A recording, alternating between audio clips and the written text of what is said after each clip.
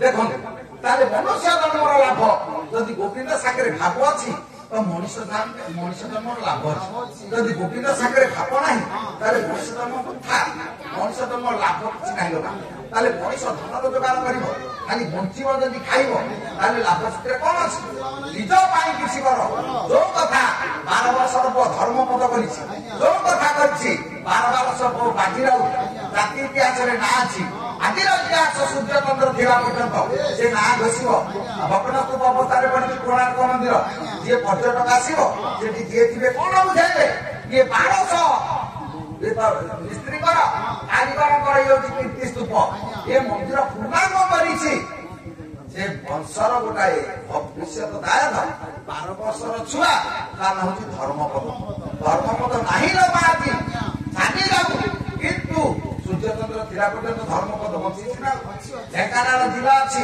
ସେ ବ୍ରାହ୍ମଣୀ ନଦୀ ଅଛି କୈବର୍ତ୍ତ କୂଳ ଅଛି ନୀଳକଣ୍ଠପୁର ଶାସନ ଅଛି ସେଇଟା ଏବେ ବ୍ରିଜ ହେଇଯାଇଛି ଯେତେବେଳେ ଡାକିଲା ବିଜେପି ସରକାର ଟଙ୍କା ଧରିକି ଆମେ ଆରମ୍ଭ ବୁଝିବୁ କହିଲେ ନା ଆମେ ଦେଇନୁ କି ଦବୁନୁ କାହିଁକି ଓଡ଼ିଆ ମାଟିର ଓଡ଼ିଆ ସନ୍ତାନ ସେଦିନ ବାହିରଉ ଜବାବ ଦେଇ ନଦୀ କୂଳରେ ମରିଗଲା ସିନା କିନ୍ତୁ ସବୁଦିନ ପାଇଁ ବଞ୍ଚିଛି ସେ ବଞ୍ଚିବାର କାରଣ କିଏ ନା ନିଜର କର୍ମ ତେଣୁ ନିଜେ ଯଦି ଆତ୍ମସମୀକ୍ଷା କରିବ ମୁଁ ଆସିଛି କାହିଁକି ମୋ କର୍ମ କଣ କିଛି ହେଲେ କରିବି ଯଦି କରି ନ ପାରିଲ ତାହେଲେ ଲାଭ କଣ ଅଛି ତାହେଲେ କରିବାକୁ ହେଲେ ଆତ୍ମସମର୍ପଣ ଦରକାର ଯଦି ହାତ ଟେକି ନ ପାରିଲେ ଆପଣ କରିପାରିବେ ହାଟ ରୋଗୀ ସ୍ତ୍ରୀ ପଡିଛି ସ୍ୱାମୀ ଏଠି ପାରାମର୍ଶ ପାଖରେ ଆସିଲା ବେଳେ ଭାଇ କହୁଥିଲେ କହିଲେ ମନ ଭଲ ନଥିଲେ କଣ ହବ ଏ କର୍ମଟା ମଣିଷ ଯେତେ ଆସିଛି ମରିବ କଣ ଫୁଲେ ବଞ୍ଚେଇଦେବି ତାହେଲେ ଆତ୍ମସମର୍ପଣ ଯଦି ତା ଉପରେ କରିଦେବେ ପ୍ରଭୁ ତୁ ସାରା ତାହେଲେ ସବୁ ଅଛି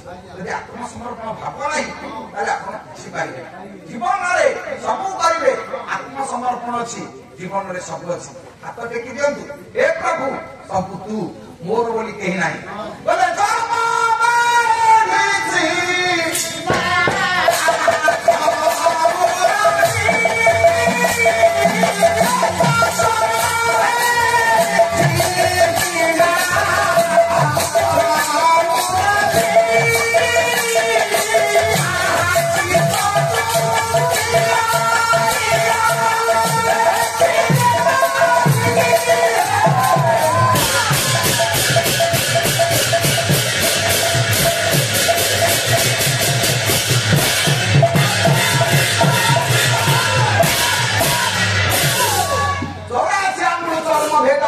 ଶରୀର ଆଜିର କଥା କାଲିକି ନାଇଲୋ ମା ପତାନି ଗତ ପାଗାନି ଆଗତ ପଦନ ଅଦୃଶ୍ୟତି ବାଲା ଆପଣ ଦେଖିବାକୁ ଆସିଛନ୍ତି ଆମେ ବୋଲିବାକୁ ଆସିଛୁ ଆମେ ଘରକୁ ଫେରିବୁ ମାନେ ଅଛି ନା ଆପଣ ବାଲା ଦେଖି ସାରି ଘରକୁ ଯିବେ ବୋଲି ମାନେ ଅଛି କହିହବନି ଅନିଶ୍ଚିତ ଜୀବନ ମଣିଷ ଜୀବନ ପାଦଟା ପଡିଛି ଏ ପାଦ ପଡି ଏ ପାଦ ଉଠିଲା ବେଳକୁ ଜୀବନ ଥିବ ନଥିବ କହିହବନି ତାହେଲେ ଏତେ ଅହଙ୍କାର କାହିଁକି ମୁଁ ଏଡେ ବଡ ପ୍ରାଣୀ ଶ୍ରେଷ୍ଠ ପ୍ରାଣୀ ସୃଷ୍ଟିରେ ଆରେ ସୃଷ୍ଟିରେ ସିନା ପ୍ରାଣୀଟା ଶ୍ରେଷ୍ଠ ତୁ ଦେଇଛୁ କାହାକୁ କଣ ଏ ସମାଜ ପାଇଁ କଣ କିଛି କରିଛୁ ତାହେଲେ କିଛି ତ କରିବ ଜୀବନରେ ଆପଣ ପରିଚର୍ଯ୍ୟା ଭିତରକୁ ଯଦି ଆସିବେ ତାହେଲେ ଲାଭ କଣ ଅଛି କିଛି ଅଛି ମୁଁ ଆସିଛି କାହିଁକି ଧର୍ମ ମାରିଛି 84 ଆଙ୍ଗୁଳ ଆଜି କଥା କାଲିକି ନାହିଁ ମଣିଷ ମରିବ ଗଲାବେଳେ କିଏ ତା ମୁଣ୍ଡ ଉପରେ ଦେଇଛି ଧନ ସମ୍ପତ୍ତି ମଣିଷ କରିଛି ଏତେ କଥା ମାରି ସାଙ୍ଗରେ ଯିବ କିଏ ଏଇଆ କେମିତି ଯିବେନି ସେଇଥିପାଇଁ ଆପଣ ମାନଙ୍କ ଆଧାରତ କହିଲେ କହିଲେ ଧର୍ମ ଏକ ପବ ଗଢ଼ିଛନ୍ତି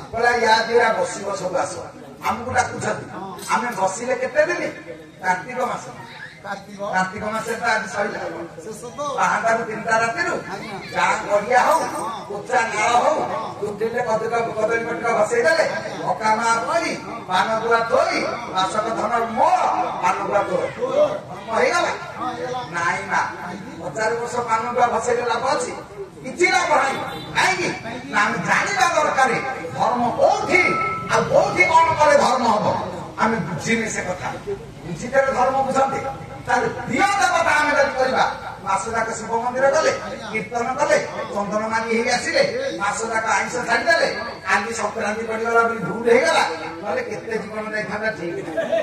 ରବିବାର ଦିନ ବାକି ରହିବ, ବୁଢାଟା ମାସ ଯାକ ଭାଗବତ ପଢିଥବ ମନ୍ଦିରରେ, ବଡ ବଡିଆ ମାରି ପକେଇ ନାମାଙ୍ଗ ବଳି ଘୋରେ ବହୁତ ରାତିଟା ଡାକିବ ବହୁତ, ମା ଜରି ବ୍ୟାଗଟା ଦେଲୁ ନା କାହିଁକି ବାପା, ନା ମଟନ ପାଖରେ ଧାଡ଼ି ଲାଗିଛି ଆଜି ଗହଳି, ମୁଁ ଗଲେ ଆଗରେ ସିଟ ରଖିଦେବି।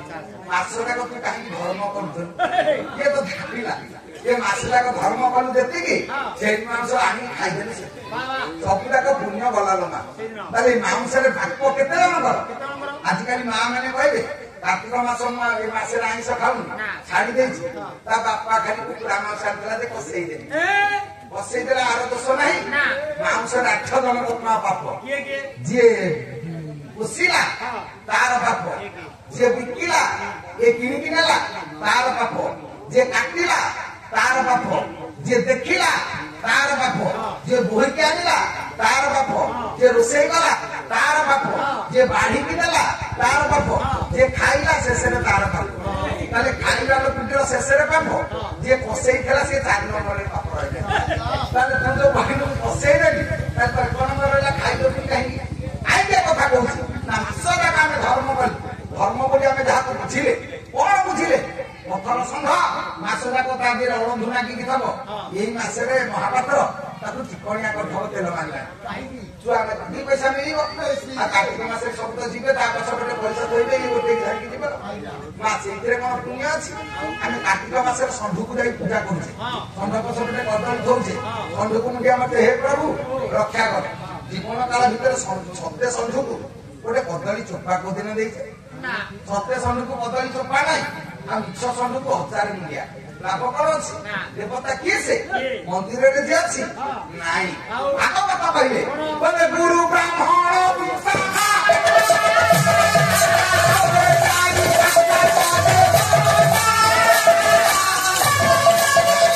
ଗୁରୁ ବ୍ରାହ୍ମଣ ବାପା ମା, ସଂସାରରେ ଦେବତା ହଉଛନ୍ତି ମା 4 ଜଣ। ତାହେଲେ ଗୁରୁ କାହାକୁ କହିବା? ଯିଏ ପାଠ ପଢଉଛନ୍ତି, ଟ୍ୟୁସନ କରୁଛନ୍ତି ନାଇଁ, ଗୁରୁ ସମସ୍ତେ। ପିଲାକୁ ଯିଏ ପାଠ ପଢୁଛି ସିଏ ସିନା ଗୁରୁ, ସିଏ ଖାଲି ନୁହଁ। ଆପଣ ଦେଖୁନାହାନ୍ତି ଜଣେ ସ୍ତ୍ରୀ ପାଇଁ ତା ଗୁରୁ କିଏ? ସେ ଟ୍ୟୁସନ ମାଷ୍ଟର ନା ପାଠ ପଢା ମାଷ୍ଟର? ଆପଣ ମାନଙ୍କ ରଙ୍ଗା ଯିବ ଗଙ୍ଗାଧର ମେହର ବହିରା ପ୍ରଣୟ ବଳରେ ଗୋଟେ ଧାଡି କହିନାହାନ୍ତି, ସ୍ୱାମୀ ଗୁରୁ ସ୍ୱାମୀ ମରମ ମାଧବ ସ୍ୱାମୀ ସ୍ୱାମୀ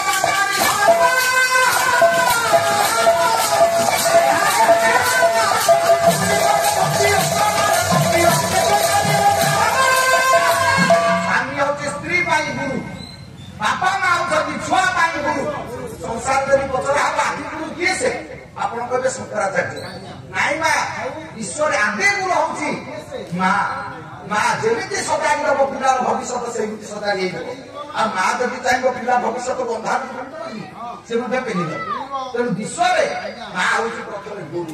ତେଣୁ ସ୍ୱାମୀ ପାଇଁ ଏ ସ୍ୱାମୀ ହଉଛି ସ୍ତ୍ରୀର ଗୁରୁ, ଛୁଆ ପାଇଁ ତା ବାପା ମା ହଉଛନ୍ତି ଗୁରୁ।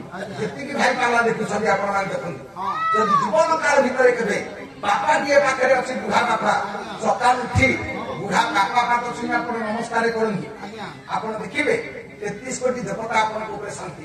ମନ୍ଦିର ଯିବାକୁ ସମୟ ନାହିଁ, ଆପଣ ଯାଆନ୍ତୁ ନ ଯାଆନ୍ତୁ ବାପା ପାଦ ଧରି ନମସ୍କାର ଟିକେ କରିବେ।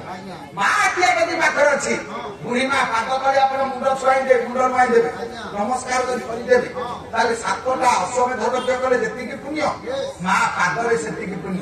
କିନ୍ତୁ ଆମେ ବୋପାକୁ ଭିନ୍ନ କରିଛେ, ମାକୁ ଖାଇବାକୁ ଦଉନେ, ଶାଶୁ ଶ୍ୱଶୁରକୁ ପୋଷୁଛେ। ଶାଶୁ ଶ୍ୱଶୁରକୁ କଥା ମାରିକି ମୁଣ୍ଡିଆ ମାରିବେ, ବୋପା ମାକୁ କଥା କହିବେ। 1000 ବର୍ଷ ତୀର୍ଥ କଲେ ଲାଭ ଅଛି? ଲାଭ କଣ ଅଛି? ତୀର୍ଥ କରିବ 22 ଦିନ, ଉତ୍ତର ପ୍ରଦେଶ ବୁଲିବ, ଲୋକନାଥଙ୍କ ପାଖରେ ଆସି ପହଞ୍ଚିବ, ଦରିଦ୍ର ନାରୀ ସେବା, ସେଥିରେ ନୂଆ ଲୁଗା ବାଣ୍ଟିବ, କାର୍ତ୍ତିକ ମାସରେ ରେଜା ପଇସା ସବୁ ଥାଳିରେ ପକେଇ ପକେଇ ଚାଲିବ ଠଣ ଠାଣେ। ଗାଁକୁ ଆସିବ କହିବ ମୋର ପୁଣ୍ୟ ହେଲା। ଜମା ନାହିଁ। 22 ଦିନ ତୀର୍ଥ କଲୁ, ଗାଁକୁ ଆସିଲା ବେଳକୁ ମା ବିପିଏଲ ଚାଉଳ ଥରେ ଶୋଇଛି ଶୀତ ଦିନ। ତାହେଲେ ଯୋଉ ତୀର୍ଥ କଲୁ କାହା ପାଇଁ କଲୁ? ଲାଭ କିଛି ଅଛି? ତେଣୁ ଯଦି ସ୍ତ୍ରୀ ପାଇଁ ତା ଗୁରୁ ହଉଛି ତା ସ୍ୱାମୀ। ମା କାର୍ତ୍ତିକ ମାସରେ ଆମିଷ ଛାଡି ମନ୍ଦିରକୁ ଗଲେ ଯେତିକି ପୁଣ୍ୟ ନୁହଁ, ସକାଳୁ ଉଧୁଆ ମୁହଁରେ ଉଠି ଯଦି ସ୍ତ୍ରୀଟି ସ୍ୱାମୀ ପାଦରେ ନମସ୍କାର କରିବ ତାହେଲେ ସେତିକି ପୁଣ୍ୟ। ଯେ ଆଜିକାଲି ସ୍ତ୍ରୀ ମାନେ କଣ ସଦାବେଳେ ନମସ୍କାର ହୁଅନ୍ତି କି? ବର୍ଷିକିଆ ଠିକା ସାବିତ୍ରୀ ଦିନଟି ଖାଲି ହେବେ, ଆଉ ବାକି 12 ମାସ ଗୋଡ ଦେଖିବେ। ହଁ ସେଇ ଦିନଟି କେବଳ ଭାରି ଭକ୍ତିରେ ଶ୍ରଦ୍ଧାର ସେ ମୁଣ୍ଡିଆଟିଏ ମାରିବେ। ଲାଭ ନାହିଁ ଲୋ ମା ମନ୍ଦିର ଗଲେ। କାହିଁକି କଥା କହୁଛି ନା ପୁଅ ଝିଅ ପାଇଁ ସ୍ତ୍ରୀ ପାଇଁ ଯେମିତି ଗୁରୁ ଅଛନ୍ତି, ସଂସାରେ ଗୁରୁ ହଉଛନ୍ତି ଜଣେ ଦେବତା। ତାପରେ ଦ୍ୱିତୀୟ ଗୁରୁ ସଂସାରେ ବ୍ରାହ୍ମଣ।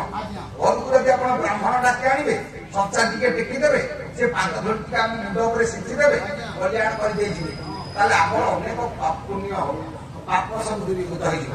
ଦ୍ୱିତୀୟ ଗୁରୁ ହଉଛନ୍ତି ବ୍ରାହ୍ମଣ। ତୃତୀୟ ଗୁରୁ ବାପା।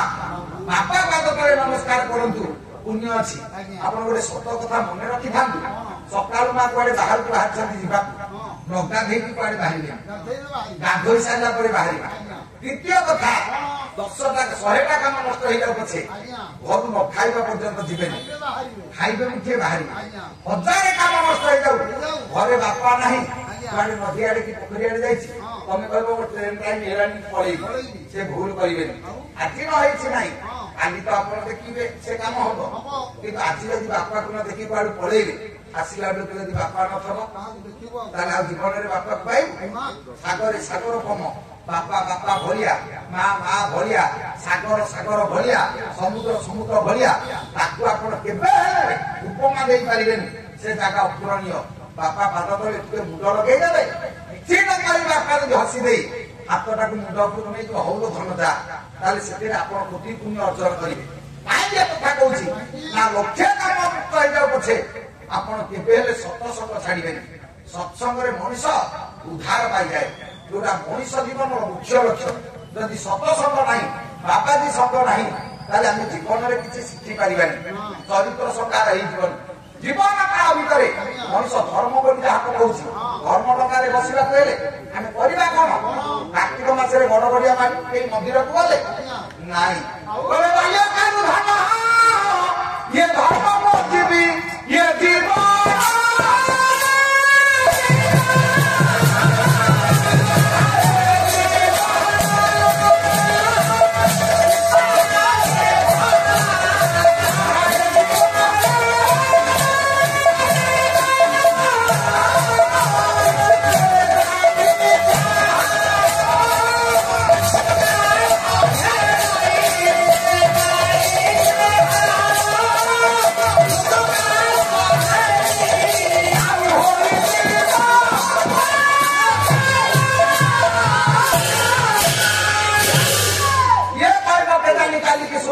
ଦେଖିବା।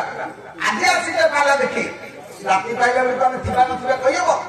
ଯଦି ଜାଣିପାରିଲେ କାଲିକି ଥବା କି ନଥବା, ତାହେଲେ ଆମେ ପାଇବା କଣ? ତେଣୁ ଜୀବନରେ ଆଜି କର, କାଲି କାମ ଆଜି କର, ଆଜି କାମ ଏଇଲେ କର, କାଲିକୁ ବାକି ରଖନା। ଆସନ୍ତା କାଲିର ସୂର୍ଯ୍ୟ ଉଦୟ କିଏ ଦେଖିବ ବୋଲି ମାନେ ନାହିଁ। କାଲି ଦେଖିଛି କିଏ? ଏଇ ଆମେ ଦେଖିବୁ। ତାହେଲେ ମଣିଷ ବାଲ୍ୟକାଳ ଧର୍ମ ଧନ ଅର୍ଜନ କରେ। ଇଏ ତ ଅର୍ଜନ କରିବୁ ଧର୍ମ ଧନ, ବୁଢା କାଳେ ନୁହଁ। ଆମେ 80 ବର୍ଷର ବୁଢା ମନ୍ଦିରକୁ ଯାଉଛେ ଧର୍ମ କରିବାକୁ। ବୁଢା କାଳେ କି ଧର୍ମ? ପିଲାବେଳୁ କର ଧର୍ମ ପଦ, ପିଲାଦିନୁ ଧର୍ମ କଲା। ବାଜିରାଉ ପିଲାଦିନୁ ଧର୍ମ କଲା। ଧ୍ରୁବ ପିଲାଦିନୁ ଧର୍ମ କଲା। ପ୍ରହ୍ଲାଦ ପିଲାଦିନୁ ଧର୍ମ କଲା। ପିଲାଦିନେ ସିନା କାମ, ବୁଢା ହେଲେ କଣ କାମ? ଛତୁ ଫୁଟା କାଠ, ନିଶ ଉଠା ପାଠ। ନିଶ ଉଠିଲେ ପାଠ କାମ ଦବନି, ମନେ ରହିବନି। ଛତୁ ଫୁଟିଲେ କାଠ କାମ ଦବନି। ତେଣୁ ବୁଢା କାଳେ ସେମିତି ଧର୍ମ କିଛି ନାହିଁ। ପିଲାଦିନୁ ଧର୍ମ ଅର୍ଜନ କରିବା କଥା। କିନ୍ତୁ ଆମେ ପିଲାଦିନୁ ନିଜ କଥାରେ ମାତିଲେ, ଧନ ରୋଜଗାରରେ ମାତିଲେ, ଜୀବନ ସାରା ନିଜ କଥା କରି କରି ଗଲେ ପ୍ରଭୁକୁ ଦିନେ କାଳେ ମନେ ପକେଇଛି, ପ୍ରଭୁକୁ ଆମେ ମନେ ପକେଇବୁ। ତାହେଲେ ମଣିଷ ଜନ୍ମ ହେଇଛି କଣ ଖାଲି ରୋଜଗାର କରିବ, ଧନ ରୋଜଗାର କରି ବଞ୍ଚିବ, ତା ଦେହରେ ଲାଭ ନାହିଁ। ଯାଉ ସେ ବିଶ୍ୱପତି ଠାକୁର କଣ ଚିନ୍ତାମଣି, ସେ ପ୍ରଭୁ ଅନନ୍ତ କୋଟି ବ୍ରହ୍ମାଣ୍ଡର ଶାନ୍ତ ନିରାଦିନ ହଉଥିବା ଜଗତ ପିତା ଜଗନ୍ନାଥ, ସେ ପ୍ରଭୁ କାର୍ତ୍ତିକେଶ୍ୱର ଦେବ ଏ ମଞ୍ଚର ଏ ଅନୁଷ୍ଠାନର କର୍ମକର୍ତ୍ତା ଭୋଦୟଙ୍କର, ଗ୍ରାମର ଦେଶର ବିଶ୍ୱର ସମସ୍ତଙ୍କର କଲ୍ୟାଣ କରନ୍ତୁ। ସର୍ବେ ବୋଲ ଆନନ୍ଦ ବାବା।